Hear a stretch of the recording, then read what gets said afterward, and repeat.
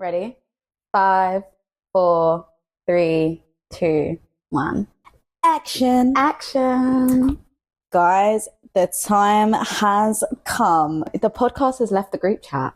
It's left the group chat. It's left every conversation. It's left the dining room table. It's been rebranded.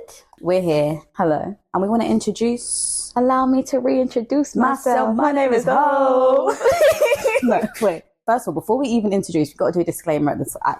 Yes. Okay. So we don't speak in English. No, we don't. I don't even know Sister jargon. Yeah, we don't speak in English. We have a lot of, as we call them, isms and schisms. Yes. We say a lot of things. There's going to be a lot of abbreviations into a lot of abbreviations, a lot of accents, a lot of make-believe names, and you're just going to have to learn our vocab. We'll just explain it, but that's what you guys are for. Like, don't worry, we've got you covered. Of course. So welcome to the first official episode of Two Girls, One Goal. Two Girls, One Goal. Two Girls, One Goal.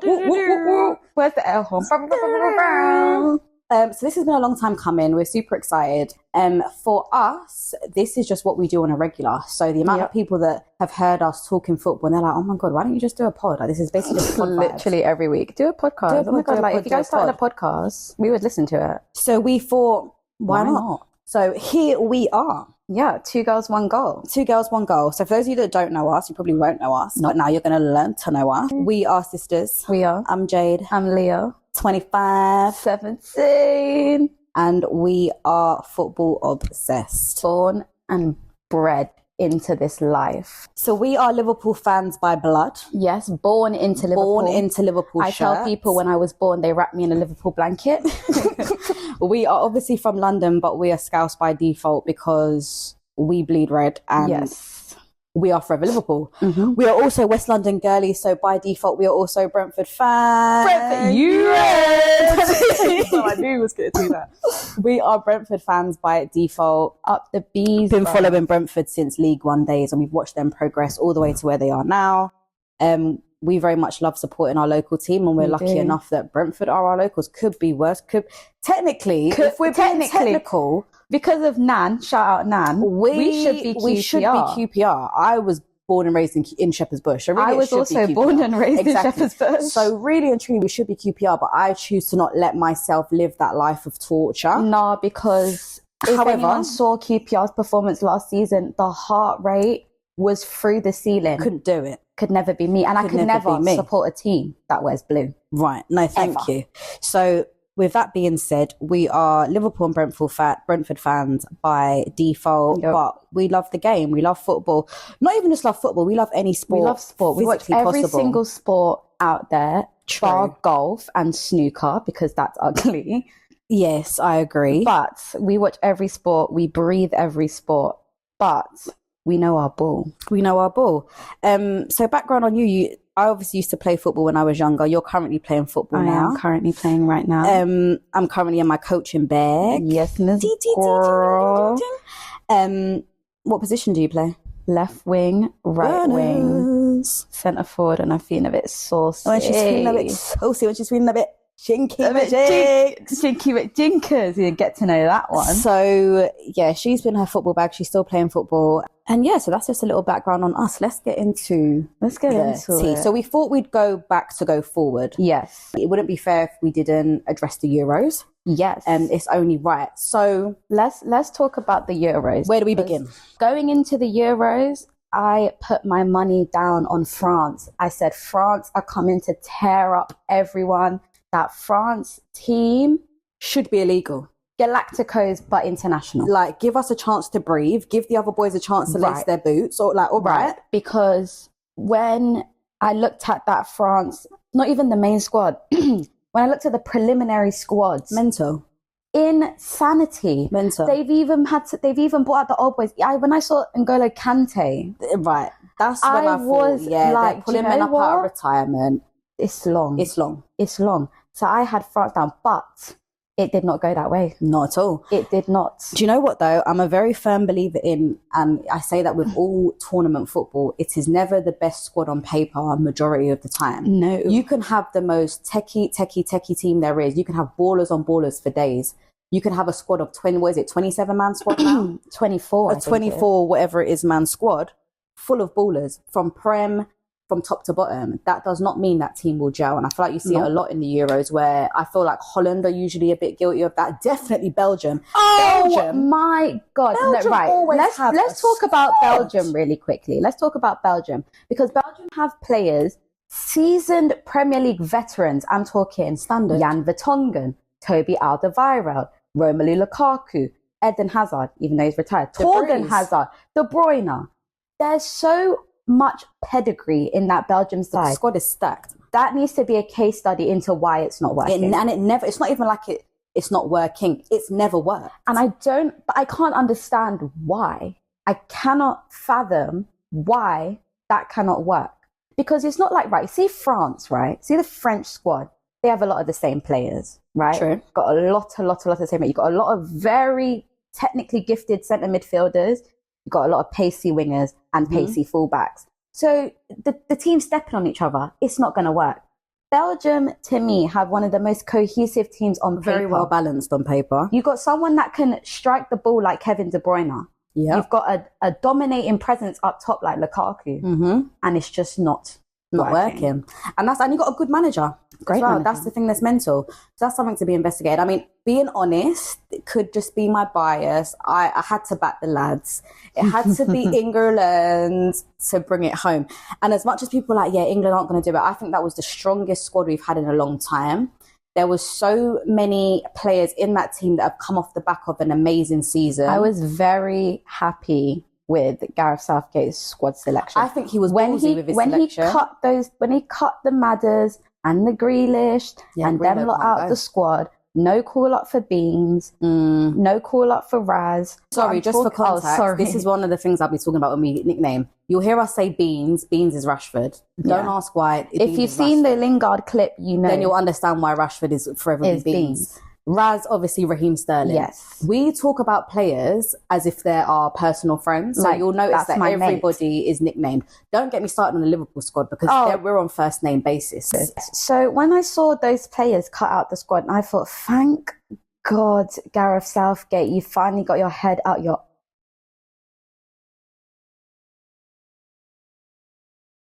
and we're about to play some ball.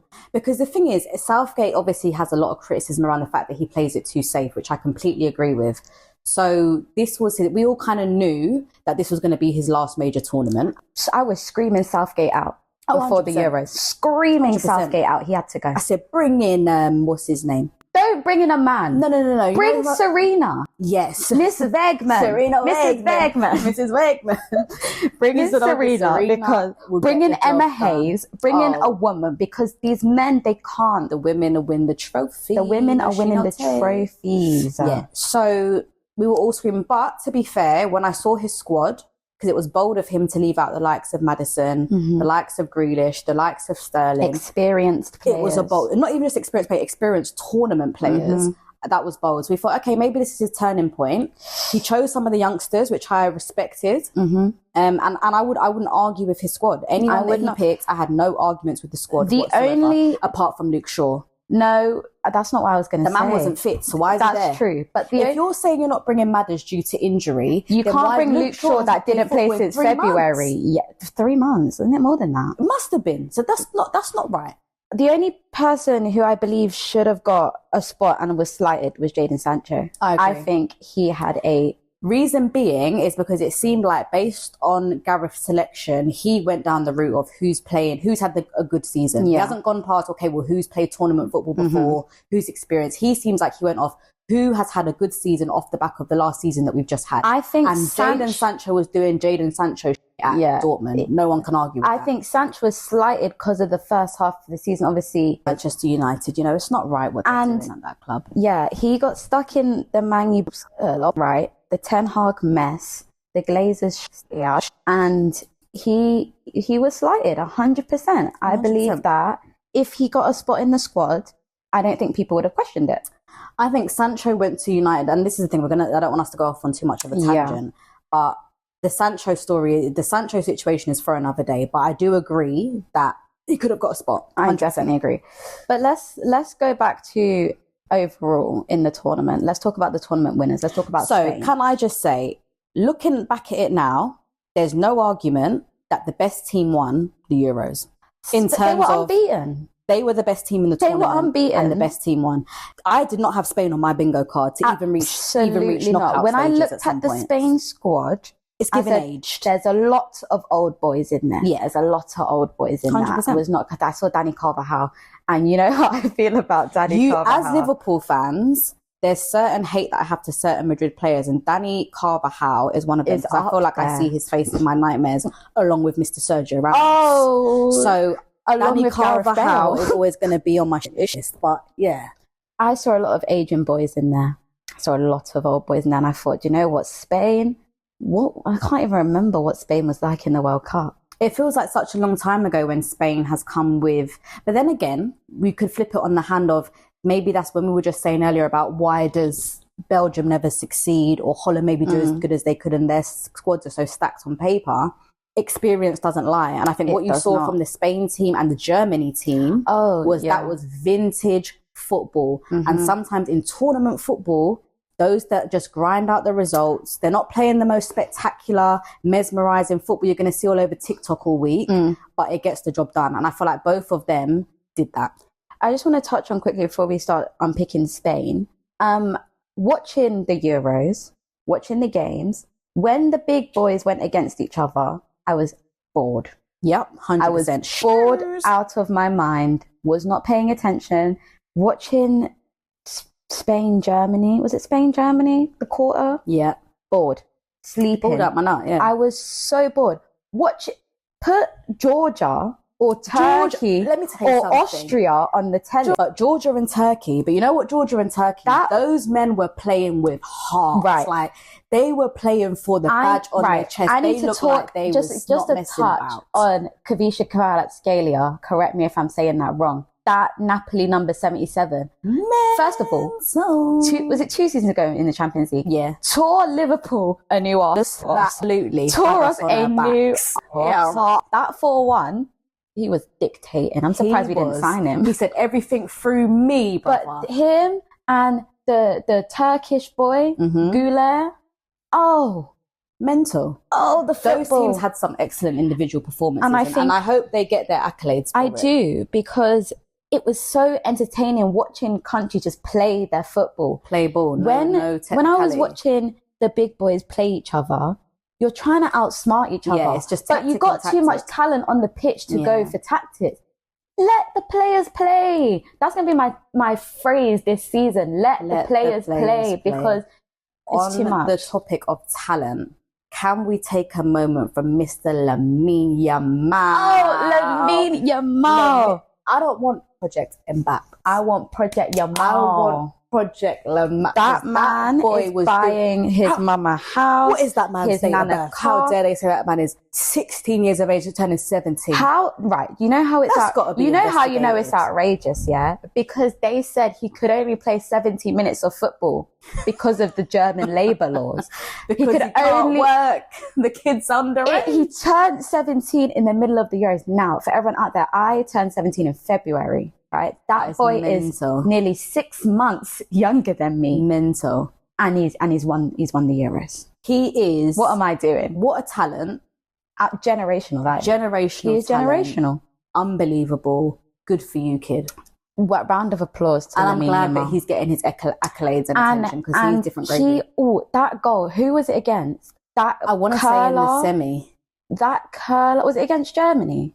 I think so. That might have been right, we're going to find this out. But that goal, from a defensive point of view, there's nothing you can do. Defensive point of view, nothing you can midfield point of view, keeper point of view. There are some goals that you just have to sit back and admire what a player has just done. There is nothing they could have done to prevent that. That's Ronaldo-esque. That is... I'm lost for words. Honestly, the amount of times I rewatched that, he's an absolute... Baller. Big accolades. Big up him, because he did his absolute... He said, me 16. And he said, look, I'm 17 by the time it's the final. Best believe I'm going to play that full 90. Leave it to me. I got this. So I got this. Danny Carvajal, don't worry about burning yourself out. Don't worry, Danny. Got you. Rest up to... Was it Pedri or Gavi that got injured, though? Because that was really I think it was Pedri. But yeah. Now, onto the Riz. We said Pedri. We said Gavi. So wasn't it Gavi that got injured? One of them got injured because they was in the knee brace. We've got to address our favourite. Look, I started it with, so let's talk about Spain. Yeah. And we addressed Pedri, Gavi. You will hear us refer to several players as weasels. It's another ism. Mr. Weasel himself is none other than Bernardo Silva. However, close second has to be Rodri. And as much as it pains me to say it, it actually burns the crevices of my skin to say it because it pains me so bad. Mm-hmm. What accolades that man's got under his name? Do you know why? But Rodri plays in a position, Rodri plays in the CDM. The CDM arguably is the most important position on that pitch. As a Liverpool fan, I tell you it is. Yes, because listen, playing with no CDM is just vibes. Just the full CDM vibes, is arguably the most important position on that pitch and the most underrated because the CDM ticks along and minds their business. Okay, Rodri, since Gundogan went. Mm-hmm. And they said, right, Roger, you've got to step up, my friend. Step up. Did he? And as much it pains me to say, I told you, it literally makes me. And Rodri is the type of player when he's on the pitch and he's getting man of the match and he's getting them bonus points on fantasy. You're like, what the hell did Rodri do? Do you know what it is? Rodri bangs mad fantasy points, but I can't bring myself to put this man in. There's some man that I can't put in. Bruno Fernandes, Bernardo Silva and Rodri can't go in my fantasy. They will never get there. It can't Forget it. happen. No.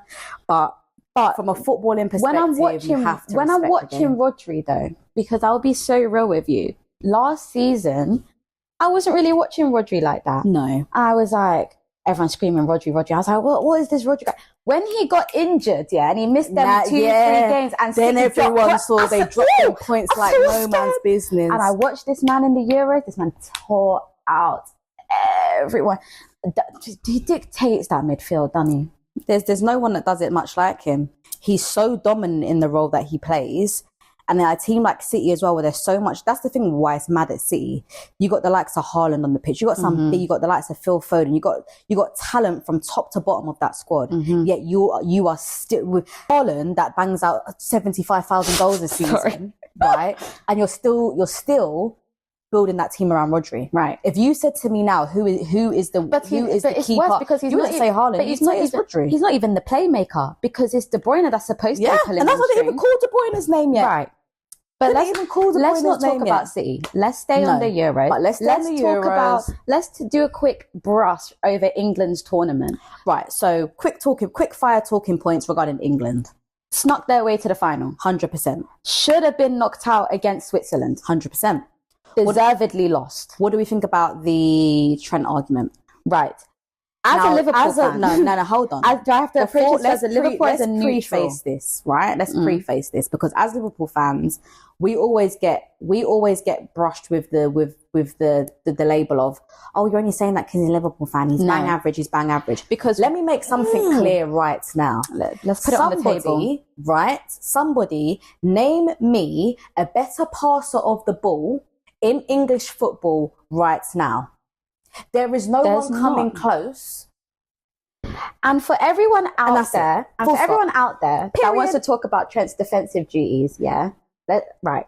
When you're playing heavy metal Jurgen Klopp attacking football, it's all out attack. When you're supporting Mo Salah, right, and you're spraying balls left and right like he could do it with his eyes closed, don't chat to me about defensive duties. The thing is as well, people forget. People act as if Liverpool fans, I know a lot of Liverpool fans, right?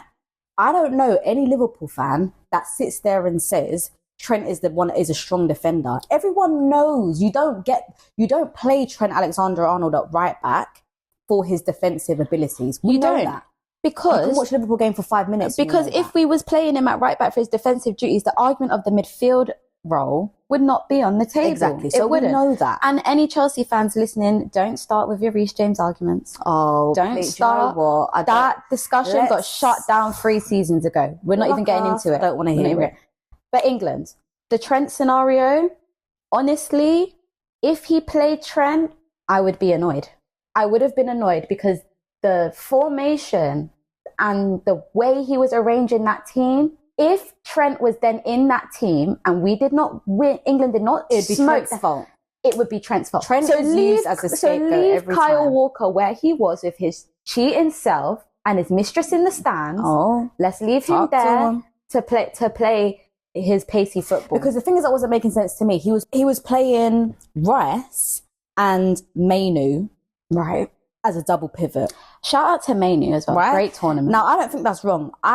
I think Mainu had a great, and I like Kobe, and it burns on my tongue to say it because he's a United man. And he scored that goal in the FA Cup. It still pisses me off, right? But talent is talent. Talent is talent. I'm glad Mainu got his minutes. Mm-hmm. I wasn't that impressed with. Do you know what? I had moments with Rice, but I feel like it was difficult because I don't feel like the game was benefiting his game. So I feel like it's hard to criticize someone when you can see that the game is not falling to their strength. Declan Rice is a confusing one for me. I know Declan Rice's class. And last season, I spent the second half watching, like analysing Declan Rice to see how, and Arsenal they've almost got it. They've almost got how to play him in the most beneficial way. Obviously at West Ham, it was different because there was no man on that team that was doing anything but Declan Rice. Let's be so real. Sorry, West Ham fans, but let's be so real. Arsenal's almost found it.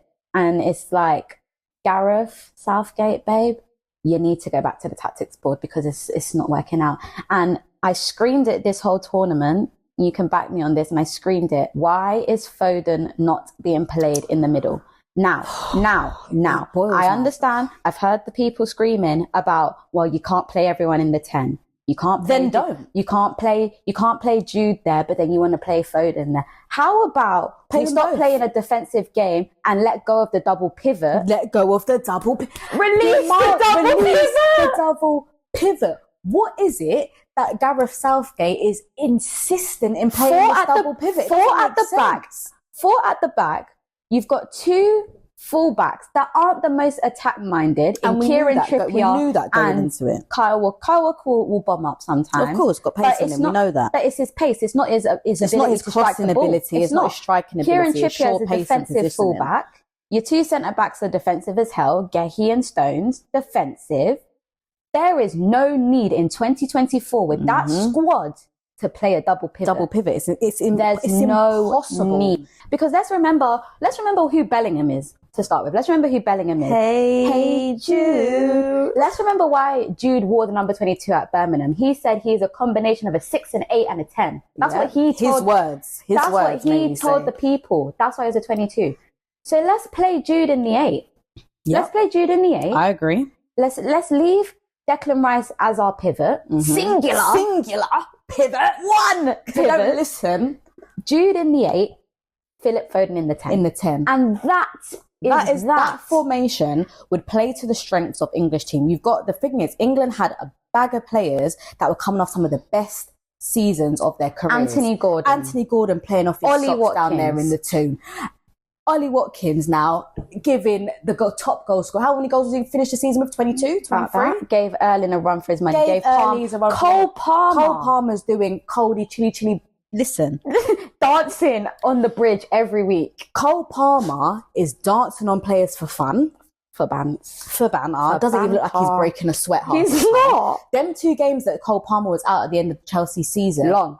Those are the 2 games that got Pochettino sacked. Literally, because nothing can't run without Cole Palmer. Absolutely not, because he was running the shirt Chelsea moved. Thank you. You've got Phil Foden that's just doing Phil Foden stuff as he does. We didn't even touch on Saka. Haven't even got on Saka. Mr. Starboy himself does what he does consistently, week in, week out, no questions asked. There's no reason why we cannot accommodate that England team to people's strength. It's impossible. And when Declan Rice gets tired, you sub in for Kobbie Mainoo.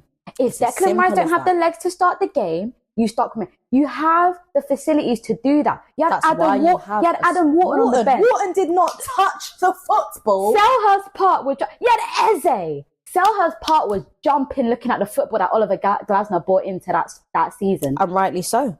The back end of last season, and we're going to touch on that a bit later. Crystal Palace... Pause. But the point we're making is there's too much talent on that pitch for it to be wasted playing a stupid double pivot. You're playing a defensive game. You've got some of the best attacking players in the Premier League in your squad to your disposal. Yeah. Why are you doing that? But we can't scream and shout about this because at the end of the day, England shouldn't have been there in the first place. Well, they should not have been there in the first place. I think that's the fair roundup for the Euros. That is. The best team won. Absolutely. Without a doubt. Yeah, I think it shows that sometimes experience beats talent. Most of the time experience and you've got to go for it. In the sense of you can't play it safe in a tournament. You can't. You don't know what's going to happen in tournament football. 90 minutes.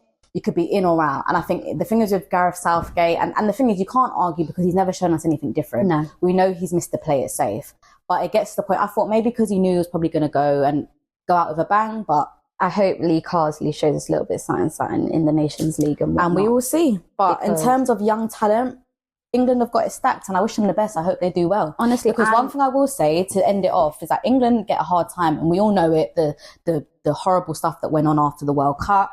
And then the Euros in terms of criticism and abuse and, players get a rough time for British media. British media is horrendous. Is a horrible It almost makes thing. us not want them to win anything. So it's like the same, you slander these players in the most disgraceful way.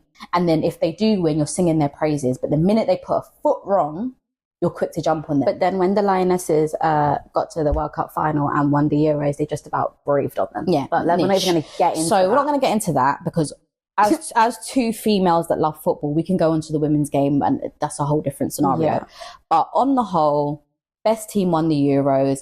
Lamine Yamal is the greatest thing since sliced bread. Rodri is out here just doing Rodri shit. It burns me in my soul. Yeah. And I hope England the best. Yeah. So last season was an interesting one. So we have to, as Liverpool fans, have to address the elephant in the room. End of the Klopp era. Now, how did it come about? How did we find out? And what was our reaction to finding out Jurgen Klopp was leaving? Right. I was sitting in the common room and my phone buzzed with my BBC Sport notification. Now, real football fans know BBC Sport notifications actually make or break your entire That will make day. or break your entire day. Fact. And I opened it and it said, Jurgen Klopp announces he will be leaving Liverpool at the end of the season. And I immediately broke down in tears. I screamed for my friend. If she's listening, she knows who she is. She is my only Liverpool friend that goes to my school. And I said, Jurgs is leaving. And she said, you're lying. I said, I'm not lying. I was crying hysterically. And all my friends are like, Leah, what's going on? I'm like, Klopp's leaving. I thought it was banter. I thought it was April Fool's. No, honestly. The first thing I did after that, texted Jade. I said, Jurgs is leaving. Immediate snap from her and work crying. I was at my desk at work. I can't remember what I've done. I can't remember what happened because no one messaged me to tell me. Or did you message me? I messaged you and said, Jurg is so you leaving. did message me. I couldn't remember if it was you that messaged me. Yes. Honestly, it's like, it sounds dramatic. It was like if somebody died. Like the way, like literally I went, like the way I gasped, my friend that I share my office with, my colleague was like, I literally said, I need to go outside. I said to my manager, like, I need a minute. It was break time. I remember I broke down and I was like silent, but like wailing.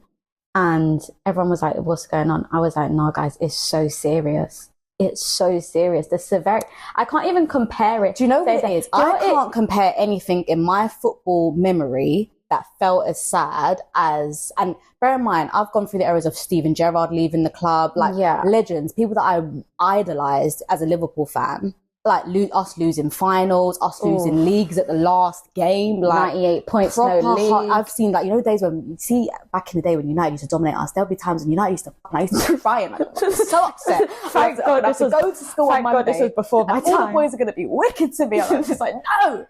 Those nothing I can even think of comes close to feeling like that. There's one thing, and it hasn't happened yet, but there's only one thing that could actually break my heart like that. We are big WWE fans. I know what she's going to say. I know exactly what you're going to say because it's like twin telepathy.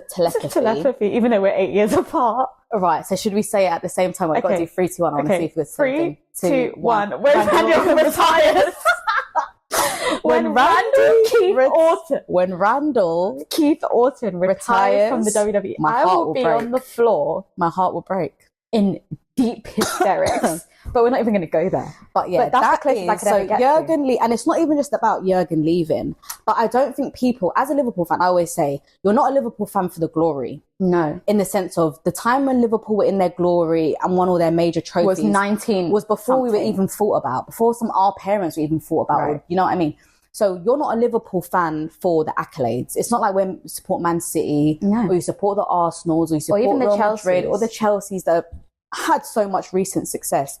I think it sounds dramatic, but being a Liverpool fan it's like it's your life. But I can't It's a lifestyle. I have what it feels like. You have to have so much loyalty. The only club I could even say that maybe understands it is the Arsenal fans out there, because Arsenal were in the absolute gutter, so they know. But being a Liverpool fan, you're dedicating your life. Brendan Rodgers, Jesus Lord. Forget Brendan, because at least Brendan we had a little bit of, I'm talking Roy Hodgson. Yeah, that was before my time though, babes. You got to remember when I was born. And I forget you're years younger than me, but let me tell you, she's 7 years younger than me, by the way, but let me tell you something. There were times where some of the team sheets that you could see that have been put out in this time, right? Criminal. Crimes against humanity. The fact that I was having to watch some of this football is illegal. It's not good. So the joy that, it's not even the joy, the life that Jurgen Klopp fed into Liverpool Football Club is legendary. It will never, ever, ever, ever be replicated ever again. You know, like when there's just managers that are just built for a club. When like you see the Fergies. It was written in the stars for Klopp to do what? Klopp, come on. And you know what? I feel like the only thing that Klopp will have on his name that stops him from being spoken about, and when you think of managers that have built legendary clubs or have legendary eras at clubs, Fergies, like the Fergies, the Wengers, the Mourinho Peps. The first time, the Peps, Mourinho at Chelsea, that is the first time, is he didn't have enough trophies to go with the quality of the football that he delivered. Should have had at least 3 or 4 more major trophies. I'm talking Premier Leagues or Champions Leagues under his belt 100%. during his period. That is the only thing, in my opinion, and anyone can argue with me if they think otherwise, that stops Jurgen Klopp from being spoken about in those conversations. You've got managers now, like the likes of Arteta, that you can see are building their style over Klopp. Of course. They want to be Jurgen. They want to have that charisma on the touchline. They want to be tearing off their clothes when anything goes wrong. Falling on the floor. And I just like, even the way they just like, do fist bumps over to my... You can't do that. Right? No, you know what I knew? Arsenal fans were really having a laugh with me, right? When they tried to do LA. No. Have some decorum. If you're not trying to replicate my club, then I don't know what is. Right. Because you ain't got no charm. Listen, when we had that season, where we had no centre-backs. When Fabinho and Henderson was playing at the back, who was gunning down Pep Guardiola when Liverpool fell off? No one, because us and City carried the Premier League for 7 years. When people say to me, and we're going off on a tangent because we're actually meant to be talking about last season, but the reason we're reeling this back is because you cannot talk about last season without addressing Klopp. Of course. The thing is, as much as people say, oh, you got close but you didn't win it though, then let me tell you something, right? Don't know where Arsenal was in all that. Don't know where Chelsea was in all that. Tottenham was in all that. United, you're trying to fix your ceiling leak and Old Trafford's falling apart. There was nobody that was bringing it to City the way Liverpool was. That was even though it was a 2-man race, that was entertainment that could never be replicated. No matter what form Liverpool was in, they would bring it to City every time, and that needs to be respected. 1-1. And you know what? I'm glad that it's happening because Arsenal are getting a taster of it now. It's about how hard it is. I said this about last season. This is why I'm tying this in. Last season was the best football that Arsenal have played in recent years. They could not have played any better. They don't have the minerals. Some people would argue, like every single one of those players on that pitch, they are playing at the maximum level. Do you know how you know? Play. Do you know how you know? Ben White is the second most expensive defender in fantasy football this year. Behind who? Trent Alexander-Arnold. Exactly. That says enough. That team was playing out of their skin. They couldn't play better. They had grip tried. socks on top of grip socks. They was playing out their skin. Ice bath every day. Oxygen tent every day. In the oxy tank, right? They was playing out their skin. And I said to Arsenal fans, this football that you're seeing now from Arsenal, there's no excelling. The only thing that you could possibly say is that they would argue is they should have had a centre forward, and the whole Gabriel Jesus. Kai Havertz debacle. And then some would argue, that Kai Havertz should have stepped, whatever. But on paper, even those players that weren't playing in the position that could be argued to be best suited to them, i.e. Kai Havertz, those players were playing out of their skin. I said to Arsenal, this is the best it gets for you. Exactly. This is the best it gets for you. Liverpool, on the other hand, were playing in third gear, fourth gear. Absolutely. Right? Out of sorts. Our midfield, The fact that Liverpool playing out of sorts was enough to match Arsenal's best playing out their skin, playing for Ballon d'Or. It says enough. It says enough. It says enough. I can't have a conversation with you. I don't want to hear the lip from the Arsenal fans. Can't have a conversation with you. You have no pressure. No pressure. You have no expectation. Bear in mind, this is the second season in a row you fumbled it. I said to all Arsenal fans, last season, even for me, more so than the season before, because the season before, City were on fire. Last season was the most out of sorts I've seen City in a long time. Remember, the season before, Arsenal killed it themselves. Remember, they fumbled it themselves. Points clear. Never getting that again. 15 points clear of Manchester City. Liverpool were dead. Liverpool were dead in the water. We were fighting for top. We were fighting for fourth place. Europa Conference, Europa League. we was fighting Pappy Show. We was fighting West Ham, mate. But the thing is, we knew Liverpool were going to have off season because we've been carrying the league on our back with Man City for Arsenal the past 5 years. No pressure, no expectation. Nope. They wasn't even. Was they even in Europe? No, I don't think so. No European football. No European football in that first title race, and they fumbled the bag. They could not hack Man City breathing our neck. Last season, people are expecting a bit more from you. They're like, right, you've clocked the play. You're now GM with the big boys. Because can we just remember the fact that season where Arsenal could have run away with it, was that not the season? And I get it, because there's so much football, you get confused what's the years. Everyone's forgetting Liverpool had that one season. So sorry, it was the season before. So the season before, Arsenal had that where they fumbled the 15 points. 3 seasons ago. The only reason Liverpool out of sorts, everyone's forgetting, the season prior, Liverpool played in every single competition you can possibly play in. We were 2 wins away from the quadruple. We won every game we needed to win the finals. We're not going to talk about that because Vinicius Jr. is a different breed. Different breed. Right, but the point is, Liverpool played the most. When people are like, "Where was you?" We were building Liverpool 2.0. We had to sign some players. We were dying. We were dead. Klopp was dead. The players were dead. Everyone's hair was falling out. Everyone's hair was falling out. That's why Mo Salah had to get the transplant. Yeah, that's why you had to get it over. So the point I'm making is, we went off on a tangent, but it's the point of bringing it back to Klopp. I don't think anyone can ever, and not even as Liverpool fans, appreciate how much Klopp done, not only for Liverpool but for football. The style of play, the charisma, the passion. You can't buy that. Absolutely. And let's talk about do you remember when Liverpool played Southampton? And Hasenhüttl was crying. Ralph Hasenhüttl was on his knees in the technical crying because he beat Jurgen Klopp. Like, we're talking about people. We're talking about grown men basing their own personal career goals on being able to beat a Jurgen Klopp side. This is the accolades we're talking about. Right. Grown men barling because they beat Jurgen Klopp. That needs to be respected. Right. And that's why that has to be the highlight of the point. And then on top of that, considering the fact that as a Liverpool fan, I think we didn't have the best season last season at all. It was weird. It's like we went in phases. We had like a 3-month stint that was decent. Then had like a 2-month stint that was because we was top of the league for a hot minute. Yeah, we managed to be about 3 or 4 points clear, which again makes me laugh, and why I think Arsenal was a joke that they even think they can attract. Arsenal's like we say Liverpool's a banter club all the time. We say it all the time that Liverpool's a banter club. However, Arsenal were close second in terms of being a banter club. So on the topic of managers, that then gives us the manager of the season. Manager of the season to last season. Who are we giving the badge to?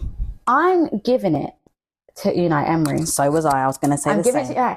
The football, the tactics that Unai Emery played. I would argue that Unai Emery is the best tactician in the Premier League. Arguably the world. But definitely the Premier League. And I know I said my tagline for this season is going to be "Let the players play," but that's this season. We're talking about last season. Unai Emery clocked everyone's team. I know Arsenal fans are thinking about that Villa game. Yeah, that Villa game that lost them the league. I said from the beginning, that game, league was done. There wasn't even a question was talking about no one was talking about Villa. No one was talking about Villa. Villa killed them. Ollie Watkins. Let's remember where Ollie Watkins came from. Brentford bread, BMW days. Yeah, Ollie danced on them for fun. on them. And that's the thing. I think what Unai Emery has been able to bring out of players, and not even just Ollie Watkins, because obviously Ollie Watkins is going to get accolades. What did he finish on? 20 something, 23, 24 goals this season? Yeah, something like that. In that region, definitely over the 20 mark. I think he finished on 21 because I'm sure Haaland finished on about 24. Okay, so it was over the 20 mark, right? But not even that. Players like John McGinn that just steadily do a job. Douglas Luiz, what he's done with Konsa, Emi Martinez. Yeah. He's got a spine there of quality.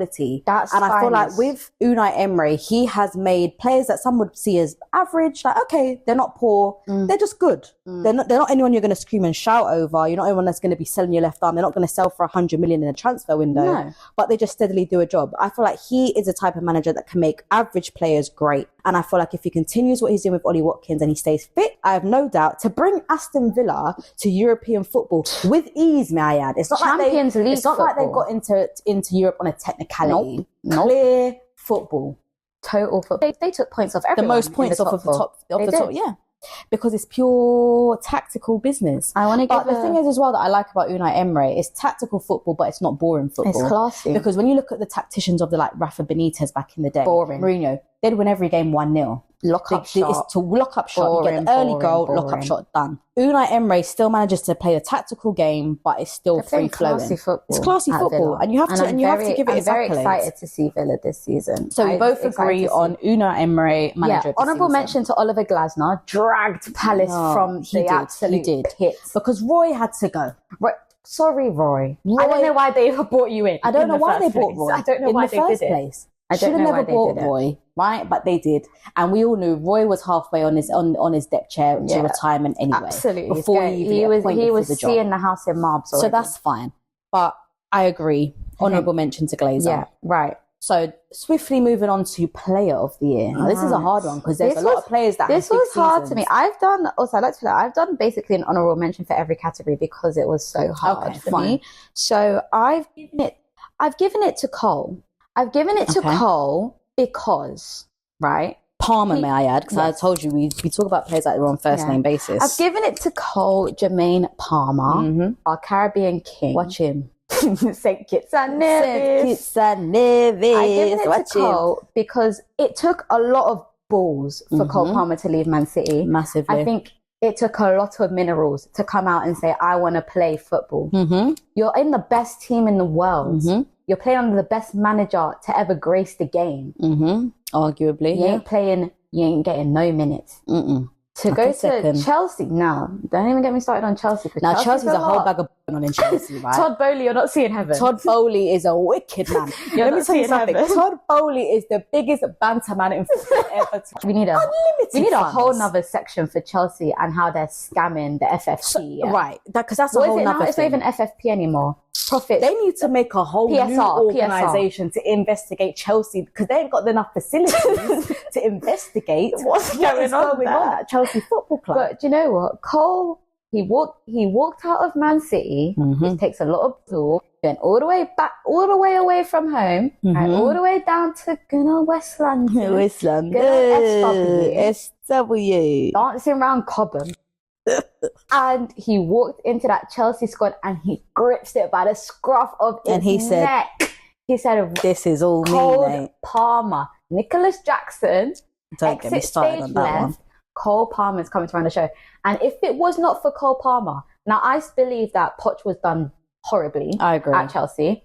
But Poch, why did you go there? Because I should have never gone there. Mind your business. And then I went there. But Poch was done dirty at Chelsea. However, if it wasn't for Poch and Palmer, Chelsea would have been at 16th. Yeah. 16th place. And it's not even an exaggeration. Because they were 12th for a significant portion of the season. Second half. Top of the bottom half, as I like to call it.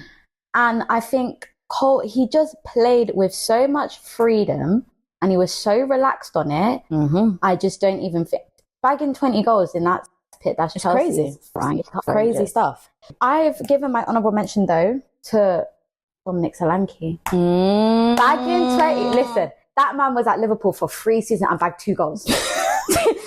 3 seasons back, 2 goals. Has to be To investigated. go to Bournemouth, who's more time, they're about 2,000 capacity over You're not even allowed bare to be, minimum. you're gonna have to be your borderline stadium share. Right. Is what you are. To go there and score 20 plus goals is a thing of beauty. But I'm not going to go too much into him. But that is my honourable mention. But I'm giving it to Cole because when players can do it in a team that's people think, oh, well, the team's shit. So it's like, like, obviously they're going to shine. But when you can drag up that team on and your the team back, is single-handedly. because let's be real, Chelsea is... I can't even talk about Awful. Chelsea. Chelsea's awful. They play some of the worst football So I've seen some terrible displays at Chelsea last season. Terrible. You know what, though? Chelsea didn't get my poorest performance for all. They didn't actually, but there was. But so I've given my player of the season to Cole. Honourable mention to Dom Solanke. Well done, guys. Who is your player of the season? For me, I had to say, and I was going to mention Cole, but I feel like that was too generic. And because you've gone Cole now, I can't go Cole too. So for me, I've got to go Phil. Do you know why? And do you know what? I say Phil Foden, by the way. Could have easily gone Ollie Watkins too. Yeah. The reason I say Phil is because, do you know, there's something about Phil Foden is that it's so rare that you see, like, there's a difference between footballers and when you can tell someone is naturally gifted and when someone has trained to be the where they are. It's the Messi versus Ronaldo argument 100%. every time. And I feel like when you watch Phil Foden, it is so natural, it is beautiful to watch. Like, the things that he can do with a football with ease is a criminal offence. That man ain't English. Must have some samba in there. He's got something in there. Look at that hair. Now, for reference, samba is anyone that's South American. Yes, samba is the greatest football that you could ever watch. But there has to be some samba in there because... But do you know what it is as well with Phil Foden? You can see where even though he's so naturally gifted, you can see where he's worked on the technical abilities of his game. And that's why I have to give it to him, because I feel like this season we truly saw the best of Phil Foden. And he didn't start a lot of games. No, and that's the thing with Phil Foden. It's not the fact that he was just racking in numbers because he had a lot of game time. Because that's the maddest thing about Man City. For all the talent they had, they still rotate their squad. Pep roulette, bro. We've been screaming Pep roulette for seasons. Often rotation. And forget, this man's in a team with Haaland that just bangs goals like as if he just takes. You're in there with Mr. World Cup winner Julian Alvarez, Mr. Julian, who's won everything there is to Kevin win. De Bruyne, Kev De Bruyne doing whatever the things that he likes to do. So Phil Foden, I feel like we saw, and that's the thing as well. You're right. It's to be able to see the development in a player. No one's saying Phil Foden wasn't top class before, but something about him season just gone. Excellent. You can look at him and say that is class. No, like, because see when I'll refer everything to fantasy, but when the clock was at like 76 minutes, and Phil Foden, you see he's stretching, you see that number 47 come up on the board. It's long. I know he's bagging. It's long. I know he's bagging. You know he's and it's to burn me every time. Long, man. That used to piss the thing. When you see Phil Foden lacing up them boots, and if you see him rip off that training kit, right? You see him jogging. That man only needs 50 minutes to bag a hat trick. Literally. That man can bag a hat trick in 15 minutes. Light work. Brace light work. And that's when you know it's Early's you're not special anymore. Early's talent. Right. So that then brings us on nicely to most improved. Because obviously not going to... I've kind of said Foden for me, but that's not who I thought for most improved. Most improved team was easy for me. Most improved player was hard. It's hard. I've given my most improved once again to Palace. I've given it to Palace, and for me it was a toss-up between Palace and Villa. But Villa was so consistent through the whole season, I can't even put them down as most improved. Even though they got slapped at the start of the season. It's like this season, but they got slapped. Yeah. I swear. Did they lose like 4-0 They started a bit shaky. But they was consistent the whole season. I don't think Glasner, bro. It sounds like I'm glazing. Glasner rocked up in his Monclizzy and said, listen, I'm not here to mess about. He came in his trouser and his suede trainer and said, let's play ball. He said, I'm not messing about. Ball. Because when they bought him, I said, who is this man? Who is this man? Frankfurt did he come from? Somewhere like that. of the sort. I've never heard of this brother in my life. I never heard of him. My European football is not great. Okay, if it's not the Bundesliga, it's not great. And when I say the Bundesliga, I mean Leverkusen, Munich, and Dortmund. Maybe a little Salzburg if you're feeling it. No, Leipzig. Other than that, I don't know them leagues. But listen, Selhurst Park has never seen football like that Selhurst Park ever. is jumpy. I said, what? Selhurst felt like it was falling down, yeah, because of how the thing's moving. Glasner said, whoa. Glasner ball, He said, let's play ball. they're serious. Palace clawed their way up that they table. They was even pushing for Europe. They was pushing for fake Europe. And you know what they've got? I mean, I know Elise's gone this season, but I feel like they've still got enough foundation there to do great stuff. I wish them the best. Which then leads me on to, wait, do you want to do your... I've got my most improved. Do you want to do your team? Because I've done team and player. Okay, I've just done team. So you've gone Palace as well? No, I never went Palace at all. Okay. Mine's you'll understand what I'm saying when I say it. Okay. Mine is, and again, as a Liverpool fan, burns my soul. Oh, here she go. Got to go Everton. A reason being, right, from a defensive perspective, and Everton's a bit mad because although they're a bit inconsistent, but what Sean Dyche has walked in and done with that team, bear in mind, considering the fact that this team had a 10-point deduction. And the fact that it went down to the last game of the season. To still stay above water, and especially the back end of the season, I was looking at some solid defensive performances, without a doubt. And I think to go from that to that, not even just physically on the pitch, but all the stuff that was going on behind the scenes, there has to be accolades for that. Oh, I agree. And it got to the point where Everton couldn't see them leaking much goals at all. Nope. That back line was solid. As Brentford fans, it had us stressed. Because Everton was climbing up the table and Brentford was slipping. Brentford was tumbling down. Everton, Sean Dyche came into that squad and he said, listen, I'm going to strip it back to basics and I'm going to teach you the basics. Do you know what? What helped that him? team can defend. Do you know what he helped them? He brought in them Burnley boys. He knew what he was doing. We have a lot of banter about Burnley boys. Burnley bully boys. Burnley football under Dyche. Under Dyche, we must ugliest football you'll ever see. Don't want to watch that. See the likes of James Tarkowski, not seeing heaven. There's some ugly football going on there, but bring in some of them Burnley boys that know the philosophy into Everton. I can see why you've given it. Yeah. So I do, and that's what I said as a Liverpool girl. That is tough for me to say, but you have to appreciate improvement and acknowledge it where it's due. And I think Everton, Sean Dyche did a good job because most teams, even without the points deduction, would have been down and out. Okay, most improved player. I'm torn between two, and I can't make a separation. Okay. They're going to think I'm a Palace fan in disguise at this She rate. must be. Which team in London do you support, love? Hello? Yeah. I'm giving it tied to Mateta. Ooh. Shout. Because listen. Shout. 2 seasons ago, when Mateta used to be on the pitch, the ball reached Mateta's feet, you know it's not going in. Yep. You know it's going over the bar. The amount of goals that he put away in the second half of the season, sick. I agree. Sick. Second, and it hurts my spirit to have to say it. I know exactly what you're going to say. Do you actually? I feel like I do, but go ahead. I'm giving it to Ben White. Oh, that's not what I thought you were going to say, but yes, I agree. I'm giving it to Ben White because even though I'm screaming that he is the second most expensive defender in fantasy this season, and it hurts my soul, when I think about Arsenal's performance, Arsenal's back line best in the league. Practically flawless. Yeah, best in the league. Even with that horrible injury to Timber at the start of the season, Ben White, he was class. He was clutch. Do you know what? And that's why to interrupt, I also agree. My most improved was going to be Ben White. But do you know why I love Ben White? Ben White don't give a damn about football. Ben White told Gareth Southgate, don't give a take toss your about England football. call up and shove it up there. I don't want to it. go on holiday with my wife. What do you want to go play England for? What am I doing that for? What am I doing that for? I don't even like this. Like Ben White treats football as purely a job. It is though. Right? And I find it hilarious that this man just does not care.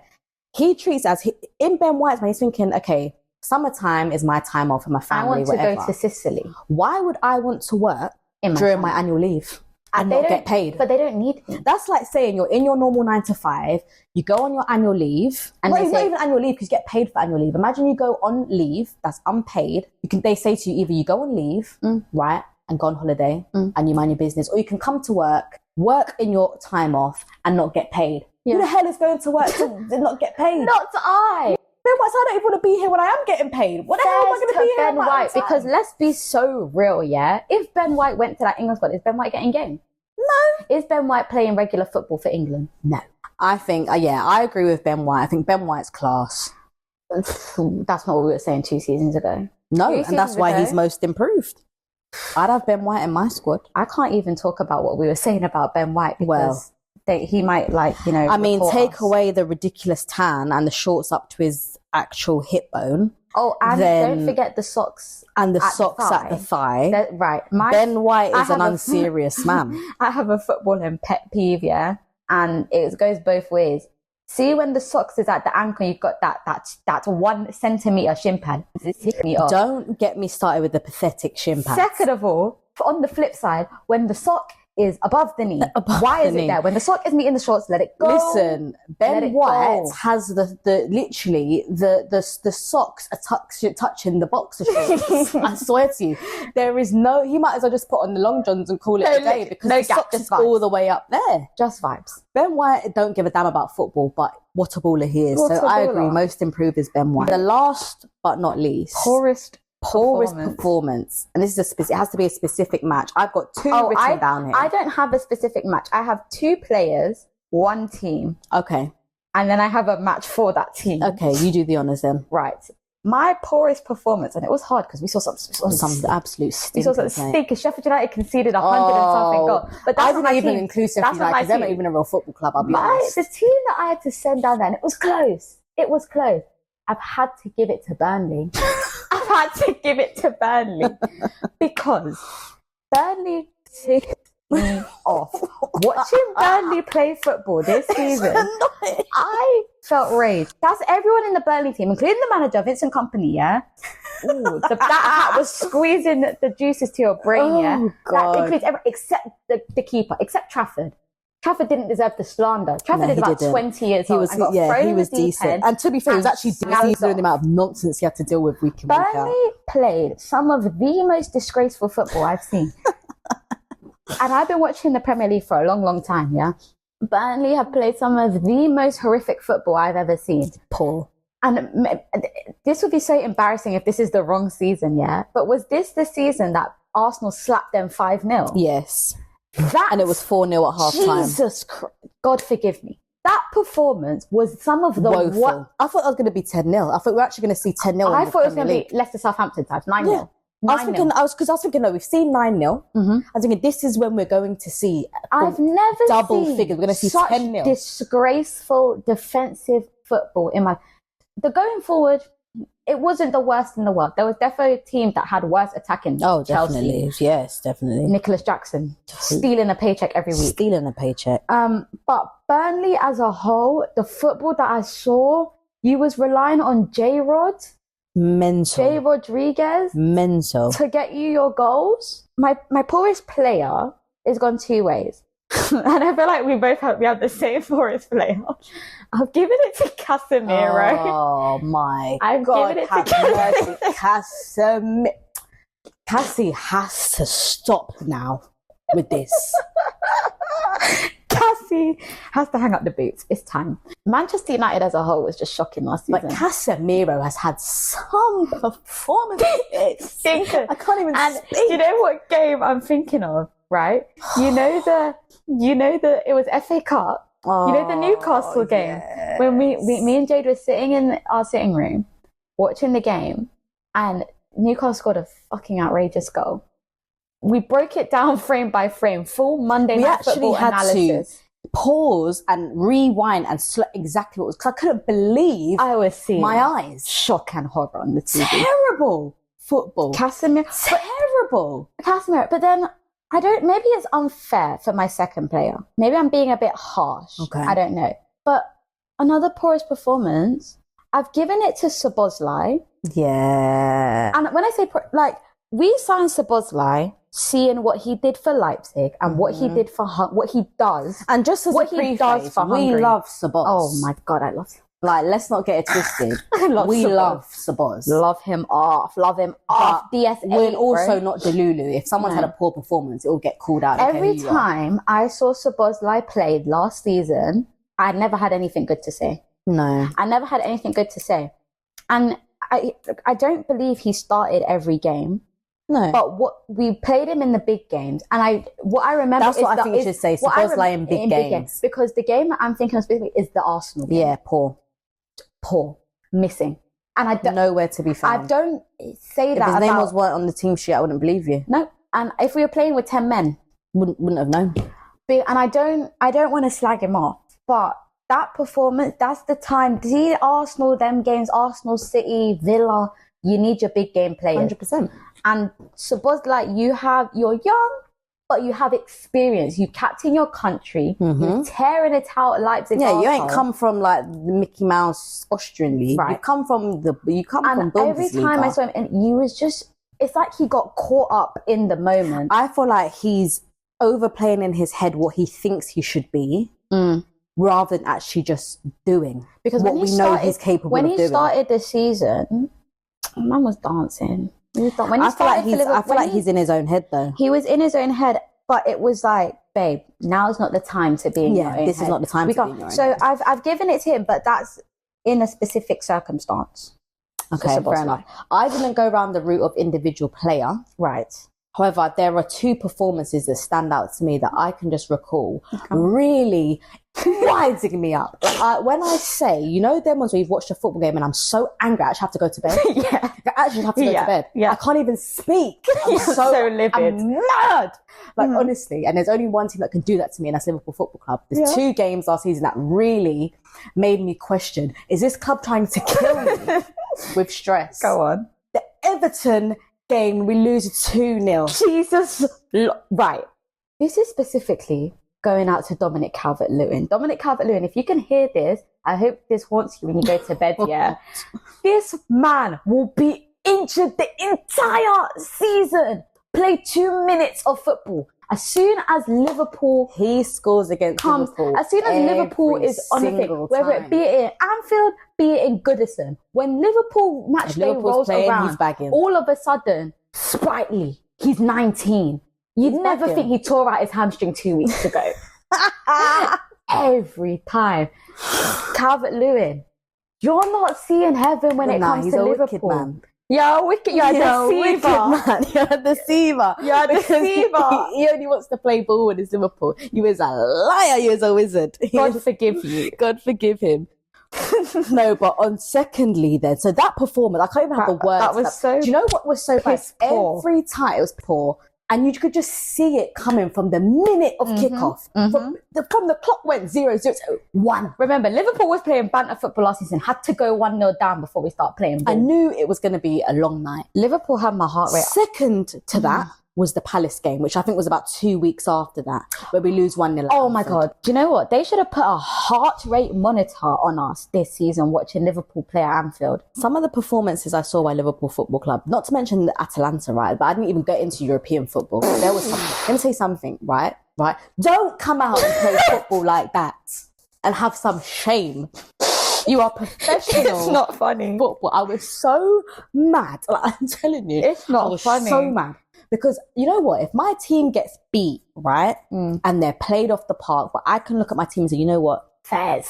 When I can see men that are on between £250,000 a week. £250,000 a week, right? That's people's life. Right? For you to chase the ball. And you are coming out looking like you can't be us. Get out of the club. I don't care who it is. Trent, Robbo, anybody, get out. Because that pisses me off. Oh my God. That winds me up. Let's talk about Virgil van Dijk last season. God, because the last two seasons, me and Virgil, we've had Virgil a bit of a stinky attitude, you know. Yeah, attitude was poor. Not impressed. Attitude was poor. In better than last season before last, I was beefing Virgil because Virgil's coming with some smoke he had no business coming with. Virgil and Trent had a war. We were going to Trent's war. was Liverpool had some shocking performances last season. Terrible. I agree. Terrible. Right, that was last season. Let's close the chapter of last season. Let's close that chapter. Good riddance, because adios, because I was screaming, crying, throwing up. And I haven't even mentioned Brentford had a rough time. But you know what? Brentford lost their entire hard spine. Time for Brentford doesn't come from a place of anger though, because Brentford literally lost their whole spine and somehow managed let's deep. Brentford got Raya snatched from under their nose by them dirty, stinking Arsenal. Teeth. What do you need Raya for? You got Arsenal Rambo there. Jackals. Teeth. Unexpected. Ben Mee broke his leg about 10 times. Ethan Pinnock broke his leg about 10 times, yeah? Aya, dead. Remember, Brentford play a back three for anyone who doesn't know, yeah? That's the back three that I've just listed there. Literally, Aya, Pinnock. If you don't know, go and investigate how many times those three players were injured last season. Jesus Lord. I don't even know how many times they played together. Too many injury. I can't even remember how much In that middle, Norgard, captain. We haven't even touched on Rico Henry. No, we're going to get there after. Rico Henry, he might be a wing back, but he might as well be the entire spine. Because that little man, he did a lot. Does a lot of stuff. When he got injured, I think it was in about December, and me and Jade talked about it, and Jade said, season's done. I literally said it. I said I've watched Brentford for a long time, right? I've watched a lot of Brentford football. The minute I saw Rico Henry, they turned AC up. Bye. Season. Straight away, I said relegation battle. Yeah, Brentford was going through a tough time. 100%. Very, very tough time. And then Ivan Toney gets banned. I'm going to keep it short and sweet, yeah? The FA are here, evil Jekyll people that are not seeing heaven. And Harry Toffolo should have been banned. And that's on that. Period, point blank. Thank you. Right. I agree. Right, but like we said, we're going to close the chapter on last season because it was a long... Torrid time. As Brentford and Liverpool fans, it was a long season. Too much international football for my liking. Too much Europe. Fake. What the hell is Europa Conference? Listen, Europa Conference is not real. It's not even real Europe. Let me tell you something. There's Champions League. There's Europa League. Anything other than that is ridiculous. I like to put this These times you can finich 12th and still go Europe these days. Literally. What's all that about? What happened to winning the FA Cup and getting the Champions League? I don't understand them. Anyway, don't let me on a rant about before we close that a little bit, our mum is also a diehard football fan. She's actually been watching football since about the 80s, right? Yeah. But they got mumsy. If we talk to our mum about Europe, right, she will start screaming about how the Champions League used to be the winners of every European League. She said that's how it should be. But I agree. No, literally, but would we ever see the Champions League though? No. We would never see Liverpool fans saying that is insane. Yeah, word. No. I think it should be top four is top four. But no, but I just think it should be, I don't mind I get Europa League. I think it should be top four and then 5th and 6th is Europa League. 7th. No, just 5th and 6th. 7th for Europa Conference is out of this when world. the Europa conference come about, it's fake. It's and imaginary. then these times, but if you win this, then they let 8th come in. And if this happens now, that World Cup thing, Chelsea won the Champions League 4 years in ago. 2020. Now you can get something in 2024. Why? You're making it up. Money laundering. No, I'm sorry. I don't like it. The UEFA and FIFA are corrupted. Right. This season, 2024, 2025. It's a fine Premier League. Let's talk about it. I actually wrote notes because I got a lot. So I feel like we have to address the slot. La la la la la. Right. Slot ball is cooking. Slot ball is cooking. And you'll hear us refer to Arne Slot as Arnie Slot. Yes, Arnie. Just because once you decide a nickname on someone, so Arnie Slot will be Arnie Slot forever. We know his name's Arne. Don't correct us. So please don't.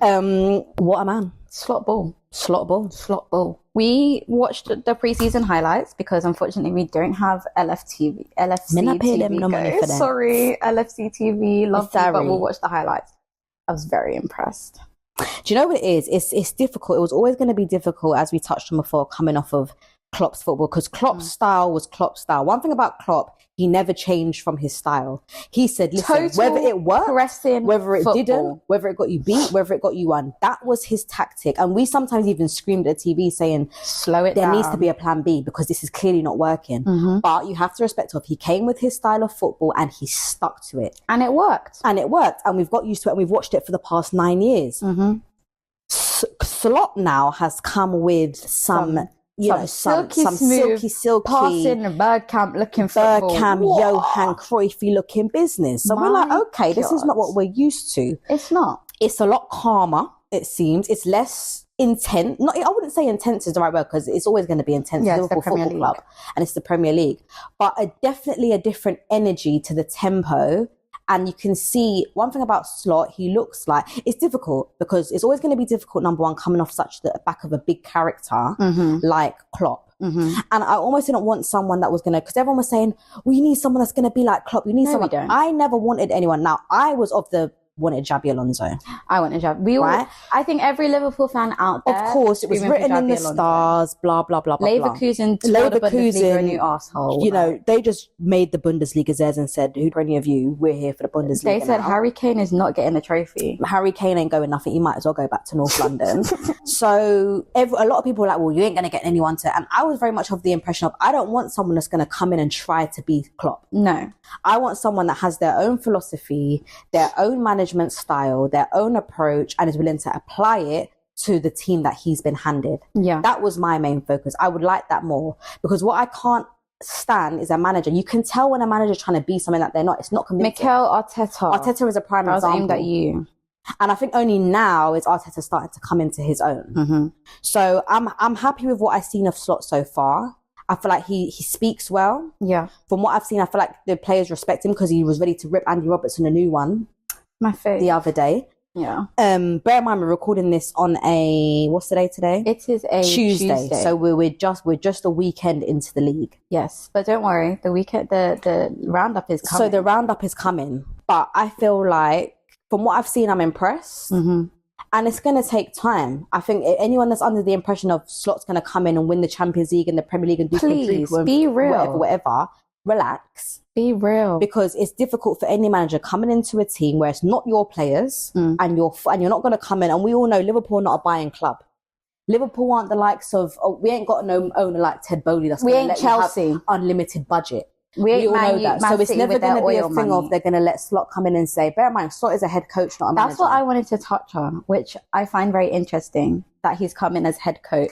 But I think in the modern game, you very rarely find a manager now. Most of them are head coaches. Yeah, but I think because Klopp was one of the last standing managers, I think, correct us in if we're terms wrong. of has somewhat final say but on I think finance. the last 2 seasons under Klopp were starting to get very political. Yeah, you the see politics of the football started to come out, and it's like, we don't need it.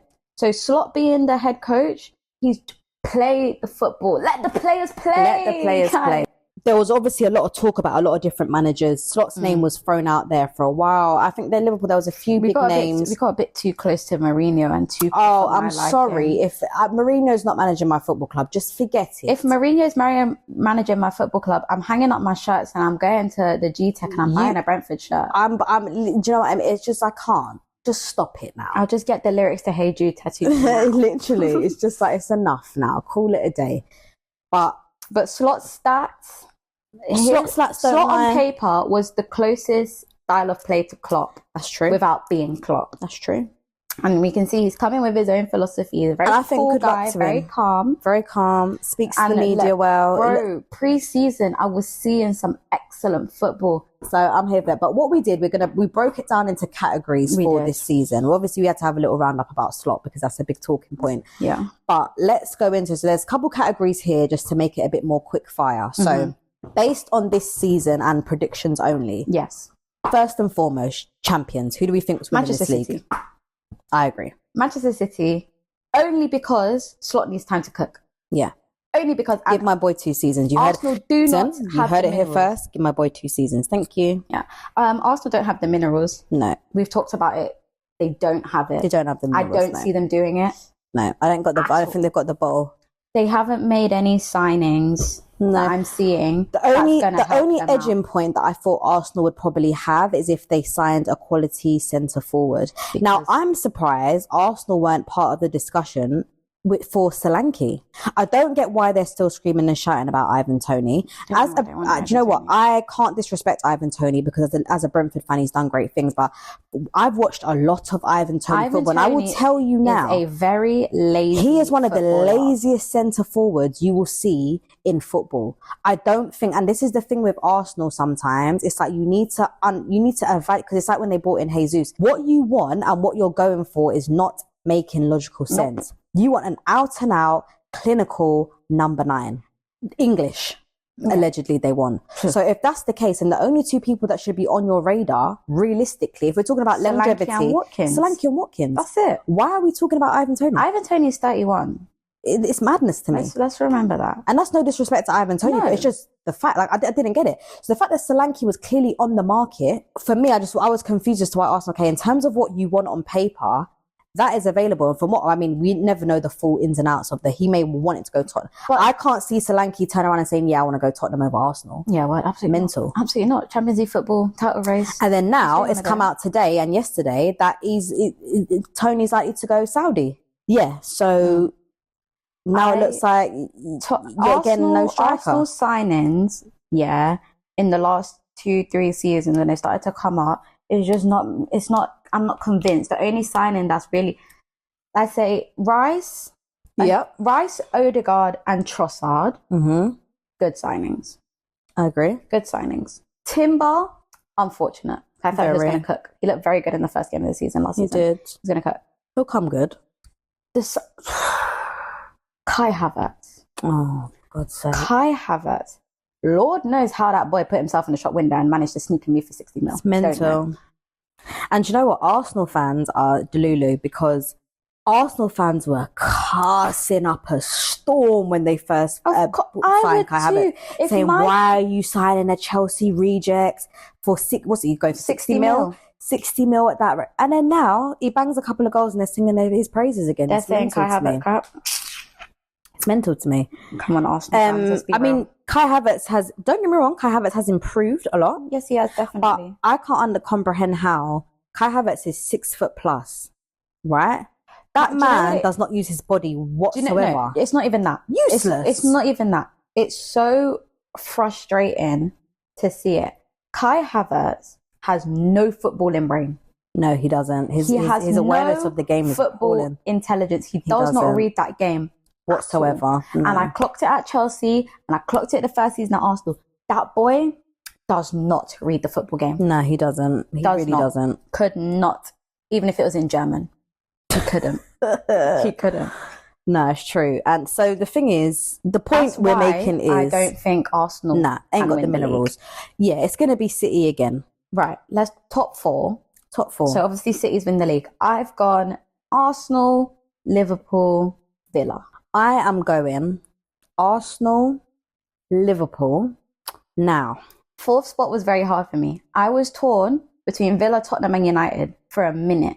Then I thought, you know what? United, no longevity. Bun United. There was 2 things that made me let go of United. I saw the signings that Tottenham made. I saw the injuries that United had. Now, I know season's long, but listen, if you're bringing in big boys to change the season that you had last season and they're out for 3 months, Lenny Euro, I was thinking, I was going to say United because when United have played their best 11, I can see moment. I think Garnacho is a special player. Højlund, when played properly, them young sense. boys, Garnacho, Højlund, and Mainu is carrying you can see where, and I think put them 3 in form. There's goals there, but the problem is the inconsistency, and they've got a big problem at the back. It's looking like Johnny Evans is going to be starting Premier League football in 2024. That is an issue, right? That needs to be addressed. So that's why there's too much uncertainty there for United, but I do think they'll have a better season. I think they'll be more in the mix. I think it would be a toss up between them two, but I just see but Villa. For me, I think unless Villa get horrible injuries, God forbid. I think Tottenham, Villa, it's always going to be a thing. It's almost going to be like a Newcastle last season. Are you going to be able to withstand the pressure of now playing European football? But do you remember what killed off Newcastle? It was injuries. No. What? Tonali. Yeah. That suspension to Tonali licked off their whole season. He was dictating play. But they also had awful him and injuries. then Guimaraes was out. Newcastle's injury list of last season. Where's the medical team? They need Newcastle that has to be physios. Let's have a word. Let's have a conversation. Because that can't be a coinkydink. Because, we know Callum Wilson has elastic bands for hamstrings. Oh, forget it. The man's hamstrings made out of candy floss. There's no way. We know that. But I saw a shit ton of injuries. Almiron. Poor Eddie Howe looked like he was going to cry every game.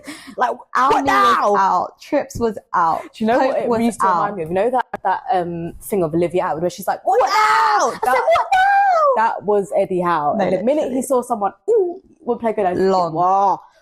Joe Willock as well. No, it's just Newcastle had an awful time with injuries. Wasn't Gordon out for a bit as well? I feel like every single person in that 11. Not even Nick Pope. Nick Pope was out for 5 months. Out for a long time, 6 months.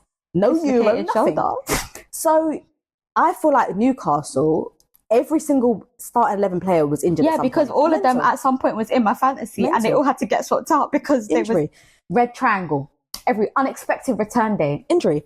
The thing is, I think Villa's the same. The thing is, when teams like Villa and Newcastle go into Europe, the problem isn't the things that the bigger teams like the Arsenals, the Liverpools, the Chelseas, do they have the squad depth? Because there's no denying that when you're playing that much football, injuries are inevitable. 100%. That's just the way the game is. If you haven't got the squad depth to rotate, injuries are going to happen. And that's when it will bite you in your ass. Newcastle's group in the Champions League, yeah. If you ain't been in the Champions League for God knows how many years, and you get drawn in a group with Dortmund, group. Who was in that group? Dortmund, PSG, and I can't remember who the third was. It AC? Might have been. I know. I think it was AC. Yeah, I definitely Dortmund and PSG. I'm sure it was AC. If I get drawn in that group, horrid. My hamstrings are screaming looking at it. Horrid. Dan Burn against Mbappe. Mental. Or what's the other one? Kola Mawani. What? Like, what are we talking Lord about? my God. How can it happen? Lord my God. Asking for big trouble. Jesus Lord. So that's why I was giving me banter. I'm actually beefing. Matty Cash in the Champions League this season. I'm dead. I love Matty Cash. I do love Matty Cash. Matty Cash is cut from the same cloth as Ben White. I love him because he looks like he does not give a toss, and I love it. And I love it for Matty. Good for you, lad. Good for you, Matty. Right, top four. So I'm gonna say Spurs. Okay, I've gone Villa. Okay, fair enough. Right, Europe, real Fifth Europe, and not fake Europe, real Europe. Europa League, 5th and 6th. Spurs United. I'm gonna go the opposite, Villa United. Yeah, fair enough. Now we're gonna go to the bottom end of the table. Relegation. I'm throwing it out there first off, and I'm saying Forest because I've been wanting them to get relegated for about 3 seasons. I've been wanting Forest to go down since they sacked Steve However, yeah, I've still not over them sacking Steve Cooper. I think that was a big fat liberty to bring in Nuno. So, and they're just them teams are just like a liability, and it's a shame because I like Gibbs White. Chris Wood's banging goals. Gibbs White, Wood, Elanga. If they go down, they're getting moved. Oh, 100%, and that's why I'm almost not like feel bad for them. It's like no. Yeah, Forest for me. You've been robbing your way into the Premier League for the past 2-3 seasons. Get out. I've gone Leicester, Forest, Southampton in that order, as in Leicester 18th, Forest 19th, Southampton 20th, because Southampton just play piss poor football. Yeah, Southampton. The last time Southampton were in the Premier League, they played piss poor football. Yeah. They got beat 9-0 by Leicester, beat 9-0 by United. Pure banter. And I'm sure that was was that even the same season when we beat United 7-0? I think so. It might have been, which is even more banter. Ridiculous scoreline. So Southampton's going down. Southampton for me. I don't see no one there. Sorry, who's saving your season? Ben Barrett and Diaz. Big idiot that was going on the other day. We've got to save that for next week. Save that for next week when we do the roundup of week before. I'm a Ben Barrett and Diaz stan, but after I heard his antics, but he was doing some nonsense. Yeah, it really got on my nerves. Shah and Ben wanted smoke in the tunnel. Ben Barrett and Diaz, get up, you idiot! I don't want smoke with idiot. You think I want smoke with Fabian Shah? Is stunning. I don't. Oh yeah, excellent, excellent bit of kits. Lovely. Right. That's not the point. All the purpose. So we're saying Nottingham Forest, Southampton, who's taking the third spot? Leicester City Football Club. Now, after I see Jamie Vardy necking a Red Bull, right, in the tunnel yesterday. Before, obviously, that is the funniest shit I've seen in a long time. We wrote these before we saw the first week. I didn't, even before I saw the first week of football, we're not going to get into it because we're going to use up all our content for next week. Literally. Ipswich Town impressed me a lot. Big up the tractor boys. They did. Big up the tractor boys on their tractors. Because I'm telling you now, Ipswich looks decent. Mr. McKenna, what are you cooking over there? I've got to respect it. What are you cooking over there, Ipswich are not going on my list to go down. Man. Ipswich is on my list, but the rest of them, Lord God, get out. Long. Liberties. Long. I'm still upset about Luton going down last week. It should have been Forest. Shame, It should have been Forest. Luton deserve better. Rob Edwards Our boy Rob Edwards deserves It's too better. sweet for that, It's too mate. sweet for that. But I feel like Rob Edwards' nerves were actually on the verge Rob of a Edwards breakdown. was crying after He every was game. crying after every single game. And Rob Edwards needed a break. And then you watch the second game in, and then you got your keeper getting sent off for 2 yellows in 20 minutes. They don't want Rob Edwards to They ain't rest. serious. They don't want Rob Edwards to rest. So I wanted them to stay up for Tom Lockyer, but I did. Yeah, but, but you oh know, well. Luton will come good again. Then we said we were going to talk about impact player. Impact signing. So meaning when we say impact signing, we mean someone who we think has had a transfer to a club this season, and we think is going to be a major impact. I've got 3. We have to have one, bruv. No, man. No. We ain't got Right, a day. all We've right. got to have one. Okay. Solanke, bruv. Do you think? Oh. There was a fat gaping hole. No, there was a fat gaping hole at Tottenham, and it was the number 9. Oh, 100%. Richarlison was going through Not a cutting lot. Injured. There was stuff going on upstairs. There's all stuff going on. You know, he's going through a tough time, bless him. And they were screaming for a number 9. 100%. They signed Brennan Johnson. They signed Kulusevski. They had Werner on loan. You had the feeders, but you had no one to feed. No one to finish it. Dom Solanke just bagged 20 goals for Bournemouth. Yeah. Bournemouth. Makes Who's sense. feeding you? Senesi. He's seen Senesi. Listen, not too much on Senesi. No, Senesi got me serious fantasy. But you know what I mean, though? That's one man. Senesi, Think about the quality he's feeding. Yeah, he's getting balls fizz. Who's Bissouma? You got Bissouma, Pedro Porro, Yeah. Doggy, bagging crazy fantasy points. Son, Johnson, Van der Ven. Kulusevski, Werner. That Vicario's district is not that bad. Serious feeding for Dominic. Dom Solanke's putting balls on. Dominic's going to bang Haaland numbers. But West Ham signings have been impeccable. They said they took off they said, I want the whole new back line, right? I want everybody gone. I want new everything. Then they said, let me just add a little sprinkle. They bring Mr. Jinky himself, Jinky Christ McJinkers. Senseo. Right? I said, Oh, taught Liverpool. Yeah. New arsehole. Right? This week, last season. Somerville used to give Liverpool a hard time every time. Was he He down? knew when Leeds He was down Trent's side. Trent was struggling. That was when Virgil was missing. He Yeah, was Trent Mr. was Majinky struggling. himself. Jinky McJinkers. Right? So I'm thinking, okay. So you're shoring up the defence, but you're bringing a good little sprinkle at the front. I see Somerville signing for them. Yes. Yeah. Then I see Fulkrug signing for them. I said, okay. I see Wan-Bissaka I said, signing. okay. I said, what? Yeah. West Ham? So this is what I mean, West Ham. Okay. But there's so many signings I'm excited to see this season. I think my number 1 impact is Solanke, Yeah. but Somerville, Fulkrug, I'm really and my excited boy to see. Sammy Smodic. Oh, Sammy. We watch a lot of championship football, true. bro. Yeah. I If- mean, that's the thing. We want to see the championship. If there's boys come a up and do it. Blackburn fan out there listening, Yeah. Sammy fucking Smodic. Let me tell you now, I used to watch Blackburn because I love me some Bradley Dack. So don't ask me, right? So I get there, but you know what? I like to Do you see the know why championship Sammy boys come out. Smodic's is banter? He didn't start in Blackburn's first game of the season, yeah? Come on at 60 minutes. Goal, assist. signed to Ipswich a couple of days later. I said, I'm done. See ya. Wouldn't want to be ya. Sammy But Smodic yeah, is a I real bad agree. man. Yeah, there's exciting names. So yeah, Yeah. Solanke makes sense. I think, in terms of who I think is going to walk into a team and be like, boom, major impact.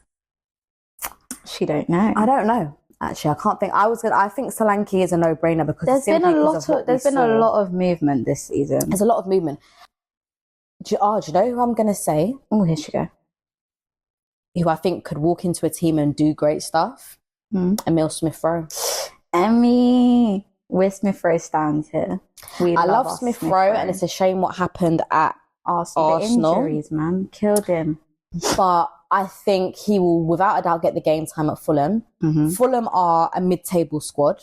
Sometimes you need to go down to go back up again in the sense of, look at Ross Barkley. Ross Barkley had to go back and play all the way for Luton to now revive up the career. Where's he now? Villa. So sometimes you need to take it. And I feel like Smith-Rowe, it wasn't going to work at Arsenal. No. He needed to get out while he was still in his prime. You're not going straight to a United or a want to City. go United. But you know what I mean? No Look at big Mason clubs are Mount. coming in for you right now. But I feel like at Fulham, there's no doubt that Smith Rowe is an unbelievable talent. So I think somewhere like Fulham, I mean, he's got a decent... Fulham is a good move for him. Great move. When you see it on paper, you're still in London, a decent club, good money, decent football, good money. Good luck to him. Good. I'm saying Smith Rowe. I think Smith Rowe's going to do good stuff. And I think we haven't seen the best of Smith Rowe yet. No. There's no doubt about his talent. But, you know, unfortunately, because of injuries and whatnot. Yeah, because at the end of the day, before there was Martinelli, there was Smith Rowe. So I'm saying Smith Rowe. Because Arsenal was singing Saka and Emmy Smith Rowe. Yeah, there was hot season. Right. So I'm saying Smith Rowe. No, fair. Right? Fairs. Right. So the next one is kind of similar. Player to watch. Doesn't have to be a new signing, just in general. A player that you think is going to slowly handle business, who isn't necessarily on all the headlines, but you think you are going to be a problem and no one's clocking it. Can I be biased? Of course. I'm going... Half. I was going to say half. I'm going half. Half. I was going to say half, and then I thought, oh, Diogs. Harvey Elliott has been done dirty by team selection. 100%. I will die on that hill. 100%. Harvey Elliott needs to be on this, like, if he's not starting, he has to come on at 60 and Without there's nothing about it. Nothing about it. But also Diogo Jota, because that man is a silent killer. He's a silent killer. I say this right now wholeheartedly with my chest. The most important player on that Liverpool team sheet is Diogo Jota, because that man has to stay fit. If he's not fit, it's wrong. The things that Diogo Jota does incredible stuff and he delivers every time he's called upon, 9 times out of 10. The problem is the injury, you know, he's not fit. Yeah, not good. Not good. Injury last season. Every time I saw Diogo Jota be out for another 2 months, crying. If Diogo Jota can stay fit, Liverpool want to have a good time. I'm going Jota. I'm going Jota because Harvey, he should start. He needs to, I say he doesn't have the longevity, but he needs the game time to get the longevity. But I'm not going to go into that. That's for next week. Diogo Jota, Christopher Nkunku. Interesting take. Because I like Nkunku. He scored against us last season for the one game he was fit. Typical. Nkunku come on a shit ton of clout. Him, Palmer, and whoever else is playing along that front three, because it cannot. Oh, Chelsea, not Nick Jax. Chelsea, if you're listening, stop. Leave it alone. Enzo Maresca, if you know what's good for you, stop playing Jackson. That man is stealing a paycheck every week. Right? I'm convinced. There is no way that Nicholas Jackson understands what the offside rule is. I've never seen a centre forward that sits offside so much. Do you know why it's worse? Nicholas Jackson is mental. You've got pace. No, he's got pace. You've got pace. Why are you offside all the time? Shout out to Tottenham, yeah, because I know you was down to 9 men, but you still exactly the game you're talking about. You still should not have let Nick Jackson bag a hat-trick. The fact that Nick Jackson has a hat-trick in the Premier League before certain man is sick. The man lives offside. But, so mine is similar. So you said Nkunku. I said Nkunku. Mine is Cucurella. Cucurella. Now, have you heard the song? Yes, right? Now, let me tell you something. Cucurella, before the Euros, average. Do you know... Sorry, I saw a Cucurella that I didn't know existed. Before you go in depth, I'm actually thinking in my head, Chelsea's team, if you look at some of the individual players, there's a couple to watch in there, because as you say, Cucurella... Can it gel? Who? Can it gel? Oh, yeah. Sorry, I said who, you know. Yeah, can it gel? You said Cucurella. As soon as you said Cucurella, my mind flipped the other side of that fullback and went Malagusto. Yes. Excellent season. Yes, excellent season. And you know what? Now that I'm thinking about it, you know, in terms of teams that could make the top 4, the thing is with Chelsea can't. The thing is with Chelsea can't make it. Chelsea can't. Do you know what the thing is with Chelsea? No one ever doubted the individual talent that Chelsea have on their books. Mm-hmm. There's no doubt in that. No one's ever doubted it. It's full of young talent. Mm-hmm. The problem is, as Jamie Carragher was saying, you want João Felix. Where's João Felix getting dressed in the change room? You do not have the facilities it's not even that. to manage these players. It's not even, you do not have it. Do you know why I say it's not even that? Because before even all this fuckery was going on with Chelsea signing, because that's what it is. It's fuckery. Sorry to all the kids out there. Beep, beep, beep. Chelsea don't give their managers enough time. No. They don't. Look at Tuchel. The man won you the Champions League. Mental. The man won you the Champions League. Kai Still Havertz wasn't scored enough. the winning goal. It still wasn't enough for you. Sacked What? him. They brought in Graham Potter. Give the man 5 minutes. You gave him 2 seconds. Man's barely took off his jacket and handed it up on the back of his chair. You're talking about he's got to go. Right. Mental. Potter did bits with Brighton. Everyone knows that. Put Brighton on the map. Didn't give him time. Didn't give him time, but you want to employ every Tom, Dick, and Harry that can lace a pair of football boots. Pochettino, and you want the manager to do miracles. Pochettino didn't give him no time. They don't want to give nobody no time. That they've got on a 6-year deal. Yeah, they better give him at least 3 of them 6 years. 6 years. Do you know what's so crazy? Yeah, I saw someone say. I saw a stat on Twitter. Chelsea Football Club are still paying Graham Potter £2 million. Pounds. Yeah. Because the that's not even your most recent manager. You're still paying paying managers. Brighton compensation, and Brighton's been past 2 managers since then. And this is why Chelsea Football Club, they've got to do what's it called, all or nothing or something. I need to see the. They can't even let the cameras in the back room because they'll see the books and they'll go to jail. It can't be real. They'll end up like you, Faye. Honestly, it's got to be a criminal case because I can't understand how this can possibly be legit. There's too much disarray behind the scenes at Chelsea and even in the scenes at Chelsea. Then you've got this one there now for them saying to talk about racist now and all sorts of things going on. Don't even chat about they're now kicking off the other day because they said that they captained him. Anyway, the point is Chelsea have got a lot of individual talent. There's no denying that, but the club is a mess from top to bottom. That's why they can't reach top 4. You can't reach nothing. You can't have nothing. Defo someone to watch. Yeah. That was my point. The Cucurella that I saw in the Euros was a Cucurella I'd never seen before. So I said, okay. I mean, if this is the level you can get if I was playing in the Euros alongside them, that Spanish team, I'd feel peace too. Like, not getting my hair dragged out my head every week. Like, I would poor Cucurella, man. Get Cucurella a stronger headband. She's struggling. But yeah, I think Chelsea's no doubt have got talent, but I think bag a mess. It's going to be a very interesting season. So then the final category is manager to watch. Can be new or I've got to go for the Brighton fella. That's exactly what I said. Mr. Fabian Herzler. Mr. Young Ting over there. Yeah, First of all, can we just deep? That man is 31 years of age. Has anyone done their research on Herzler and realised that this man was a player manager at 23 years of age? When they said that his managerial career had been over 10 years, I'm thinking, but you're 31, so the maths is not mathing. The math was not mathing, but that man, he hung up his boots at 23 and said, I'm managing. Yeah.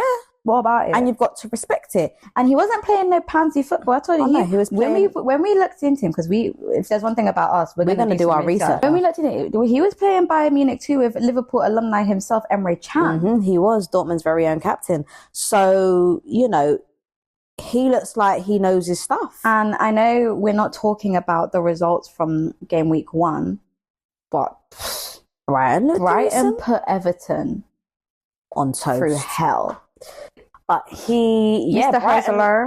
Herzler looks like he knows what he's doing. Yeah, Herzler does. That's a serious man. So that's a serious man. And then of course I put on mine Arnie himself. Arne Slot. Do you know what it is? I think why Slot's going to be one to watch because I feel like no one really knows enough about him, and I think he's been doing a bit of tinkery. Game of last week is a bit tinkery, not tinkery in a bad way, but he's obviously, you can see that he's trying to work out what his best 11 is. Yeah, I had to see. Do you know what? Because we didn't watch preseason, we only saw highlights. I needed to see what we looked like in a full 90, and because when I saw that team sheet, I was not convinced, but when I saw the gameplay, it made sense. And I think that's the thing. When you've got a new manager coming in, you always need to give the manager time to, what's your best 11? Yeah. What are best 11? What Klopp's best 11? It's not Slot's best 11. And that's what he needs to evaluate. So the reason I'm saying why I think Slot will be one to watch is because I feel like they haven't figured him out. And I think that will always be your advantage as a new manager. Yeah.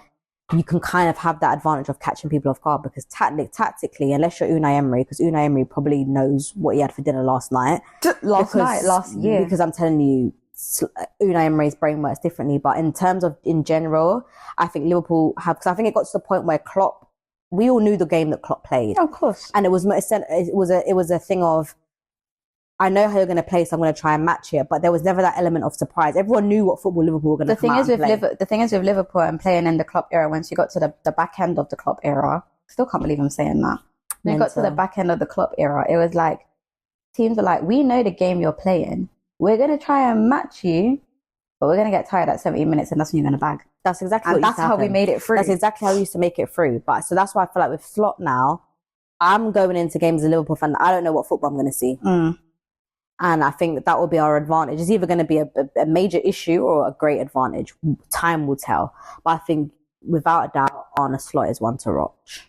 I think this, like I said at the start of this season, is going to be very, very interesting. I think there's a lot of new players coming in. I saw a stat that said a quarter of the managers are new. This that is season. right.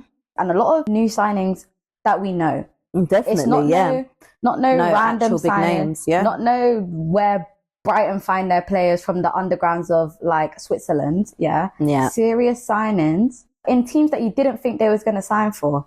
You're telling me you saw some of your signing for West Ham? Not at all. I didn't have that on my bingo card. I think it's going to be like last season's going to be a very topsy-turvy season. I kind of want to upset though, like I want like Tottenham to win the league or something. Honestly, like as long as it's not anyone but Arsenal. Anyone but I've been screaming that for the last 2 seasons. Anyone but Arsenal. I agree. Because when the Arsenal fans start, they don't know how to put a sock in it. They don't. And, it just doesn't. We just have to go back and remind them of the Porto game in the Champions League. Yeah, because it's like they've got selective memory and they need to give it a rest, have a day off, take several seats. But literally, hang up your boots. Hang up the boots, tape up the mouth while you're at it. Literally. To do my head in. Lock up the door to lock it up. Right. So I think it's fair to say that we're in agreement that this season is a belter in the sense of, or due to be. New managers, big managers have left. New big managers have come that we don't really know much about. Big names have gone here, there, and everywhere. There's a lot going on. I think it's going to be an exciting season. I 100% agree. So to round up, we have to thank our listeners for listening. Thank you so much for listening to us yap, because that's what we like to do. We like to yap. We like to run our mouth. That's why we have this in the first place. Yes. So we want you to put forward ideas, any topic, I was going to say topics and turning points. Yeah. Talking points. I can't even speak. I can't speak. If you know what reference that is from and you're a sporting fan, DM it to us. DM it to us, because DM it to us or put it in our space. Or put it into our comment section. That is hilarious. If you know real sport, you'll know. Well, I say that it's not everyone likes. Okay, it's a darts reference. So if you like darts, you'll know that reference. Hilarious. But oh god, that is hilarious. I'm not going to start laughing. We're supposed to be doing our outro. Okay, can't even speak. Let's wrap ourselves up. Okay. Yes, we're open to so many suggestions. We've got so many talking points that we want to talk about. This is just the beginning. Of a very exciting journey. It is, and we just want to see where it goes and enjoy it whilst doing it. So please send us in any suggestions you have. Talking points, anything you want us to discuss. Follow us on all our socials. We are at 2 Girls 1 Goal Pod on TikTok and Instagram. I think that, and our no, we don't need to talk about our email. And no, babes. Yeah. Or DM us direct. We want to hear from you. We want to hear what you want. .x and at Miss Jade X. Miss Jade with 2 A's. Yeah. Thank her. I'm Islia with 2 S's. Yeah. So we will love you and leave you, but thank you for tuning in. Thank you so much. And we will be same time next week. week. Adios. Adios, amigos.